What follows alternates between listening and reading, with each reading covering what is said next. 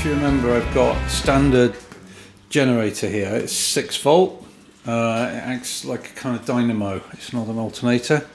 You kind of need something here with a pulley on it to maintain the tension on the belt, to drive the water pumps without. You can't just have a triangular belt, for example, because it would run across here, because it would smack into all the distributor electronics. So I've seen people just take this off and just have a pulley here, like an idler wheel, and just charge the batteries up at night. I think I'm going to fit an alternator. Now you can get an alternator that's been built into the casing similar to this, so it looks like a generator. And on some of the hot rods where everything's exposed, they do that. They are pretty expensive, I've got to be honest. So what I'm going to do is, and I've checked with the Vintage Hot Rod Association because I don't want to get told off for breaking the rules, but I use what's called a General Motors 1-wire alternator. And they're called a 1-wire alternator because basically it's the easiest one to wire up to the rest of your minimal electronic system.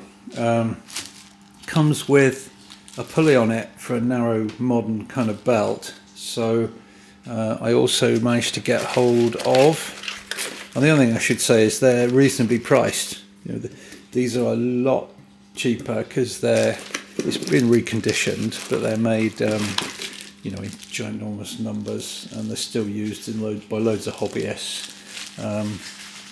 Again, probably because it's got the word 1-wire. So I've got a separate pulley, which is wider, and it's wide enough for this belt. I suppose I should just check that is the case.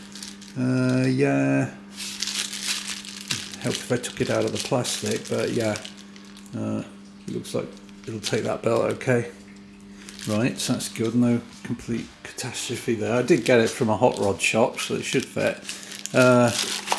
So I need to put the pulley on there and then think of a mounting for this. Now, the mounting for this alternator, let's just doing this with one hand. You've got kind of bolt hole there and a bolt hole there. So if I get my pen out, what you can get if you live in the US, not so much in Britain, is a kind of adapter. So if you look at this here, you've got a slab of metal here with a big bolt through it and a slot, and it slides up and down, and you tighten up the bolt. If you can see that, there's it from the side. So basically, chunk of metal with a slot in it slides up and down. So it's nice and simple. Now, of course, that mounting isn't going to work for this alternator. So what you can get is a thing that's kind of Y-shaped. It's kind of shaped like that, like a catapult, with the slot in it there. And it's cut out of steel that's about at least 1 centimetre thick. And you slide it up and down, you do up the cramp bolt, and then the Y goes under here with a hole each side mating up to these. If you're wondering what the buzzing noise is in some of my videos, it's this light up here in my garage. I keep meaning to replace the tubes because it just hums and buzzes with these LED type ones, but of course I've never got around to it because it puts out light and I'm too busy building cars. So one day, maybe. Till then, sorry, I'm gonna have to put up with the buzz. Right, so I'm going to take the pulley off here. Now, I know this is General Motors and I know it's American, but this is a 24mm ring spanner, fits exactly on there, and then the hexagonal socket in the middle is 8mm.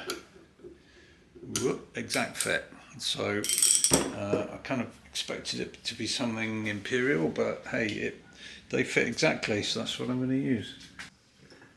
That is right, isn't it? That way. Yes. Right, here we go. Something. I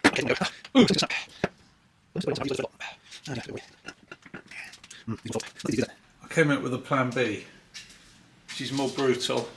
I've clamped the pulley, which is aluminium, which I'm not going to be using in the vise. So it's going to mark the pulley, I know, a little bit. Done it up really tight, and got my spanner on and just whacked the hell out of it. This hammer cost me about £1. It's about $1.20 about 20 years ago, and it's great. It's just heavy, just for whacking things hard.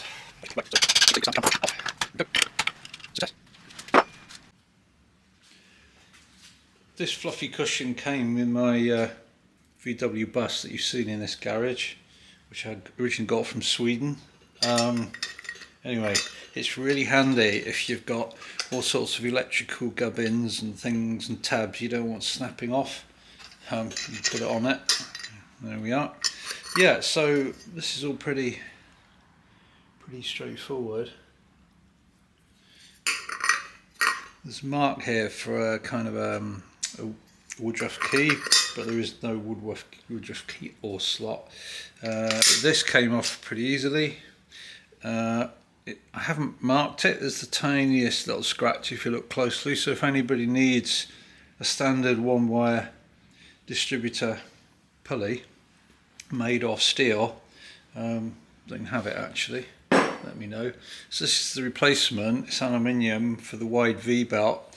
It's actually got threads for the standard stock fan, should you wish to fit that. I noticed it's probably going to spin a bit slower than the generator did. Hopefully it'll be alright. That fits on, and there's even room for the nut to go on as well.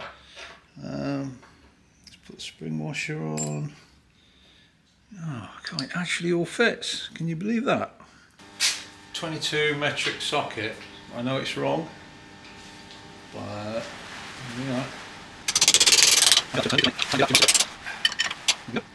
So I'm going to take this off and then look at the various.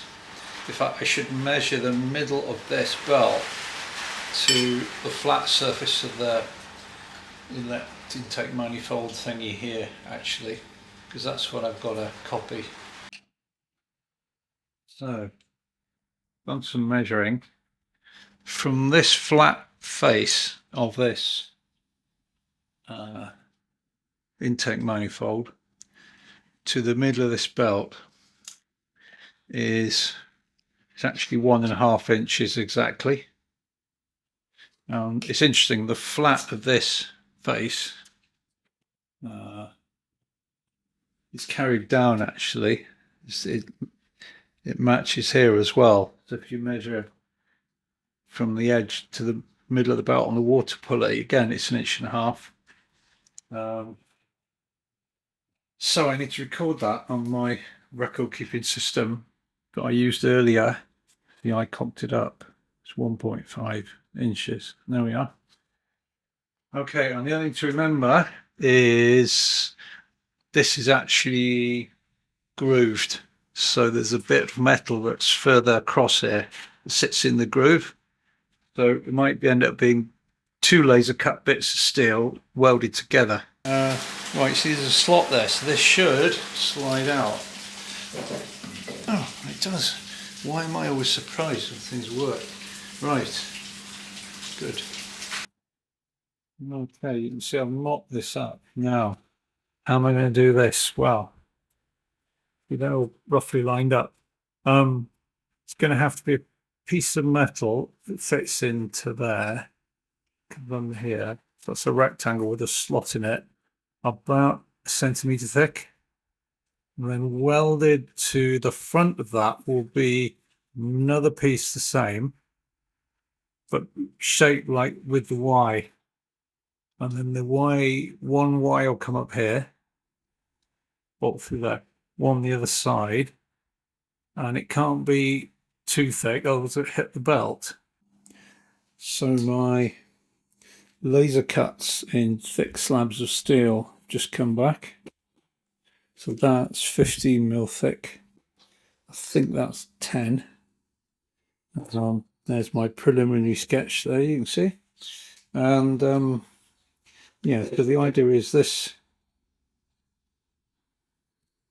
This goes like that. You've still got room for the belt and the pulley, so the belt won't rub it, and you weld it to this, sort of like that. And I've left room for the weld there, you see? I've left room for the weld there, along there as well. So does it fit? This is the question. So some preliminary attempts. You see, it's got to fit. This is flattened, but it has edges here. It's got to fit down there. And look at that. Absolutely perfect fit with plenty of adjustment upwards. So then welded to the front of that, we have this. It's not quite symmetrical. It means I can have my alternator tilted just a little one way or the other if I need to clear something. So I put that on there. Really good. So I'm going to clamp that up and just check that when the alternator's in, the belt ends up in the right place. There it is, all kind of just temporarily clamped, but it's looking pretty good.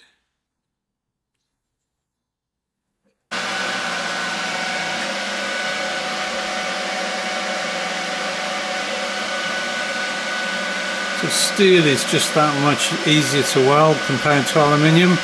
That's at 145 amps to do that.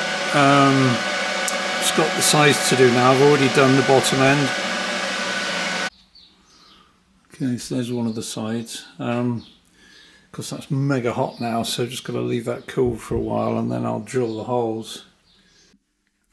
So I've drilled the holes, I managed to get them to match up, and I've got the alternator sitting as low as possible in this cradle. You can see there's just a tiny gap there for the fins. Otherwise it's hard to get the belt over there before you even try and slide it up to tension it. Right, well, of course, you remember this pulley is slightly bigger in diameter than the original generator pulley. So and the alternator is kind of fatter. So even at the lowest adjustment point, so it's practically touching the casting here of the intake. See, I need a longer belt basically. I mean, even with a bit of stretch as it gets used, that's still not quite going to work. So, okay, so I've given it a coat of paint, so I'll put this back together now.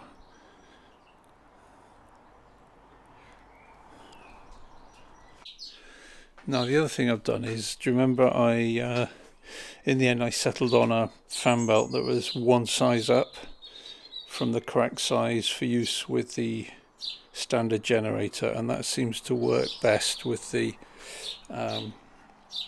one wire GM alternator, which has a slightly bigger pulley. If the belt was worn it would probably work, but with a new belt you need one size larger. So now I've painted this, I'm going to reassemble it to the alternator.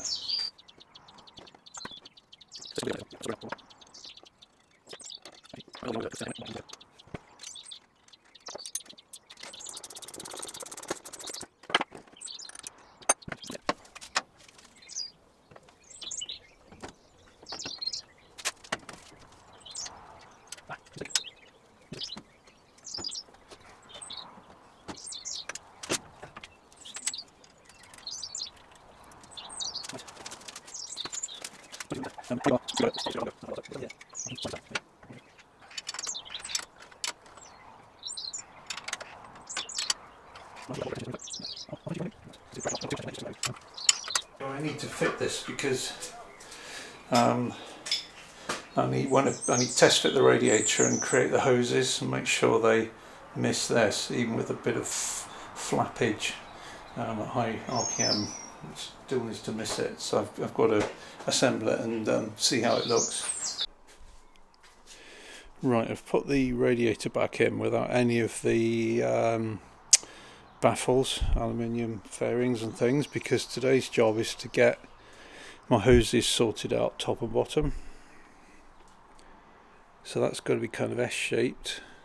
This has got to take a sharp turn away from this, and it's still going to be pretty close, I know, and then sort of round to there.